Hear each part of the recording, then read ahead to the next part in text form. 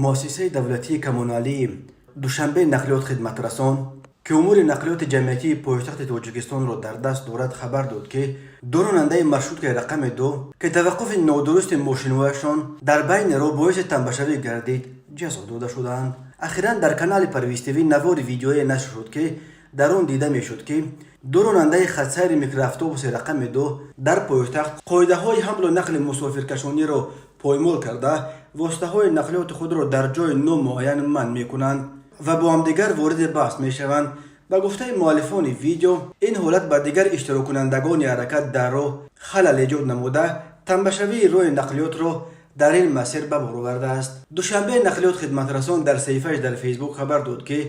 دایر به حالت مذکور از جانب سرپرست ساحه نقلیات مسافربری پایتخت به مسئولین ساحه سپارش داده شد که وابسته به حالت جای داشته چاره‌های ضروری اندیشیده کمبودی جای داشته فوراً برطرف کرده شود. هنگام بررسی کمبودی جای داشته معین کرده شده است که حالت مذکور از جانب راننده خودسیر میکرواتوبوس رقم 2 رقم قید دولتی ماشینش 4320-00 اودینایف شادمان و با عیب به واسطه راننده واسطه نقلیات رقم دولتیش 6718-05 صادقوف امید به میان آمده است. گفته میشد صادقوف امید پیش روی واسطه نقلیات رنگش زرد را بند نموده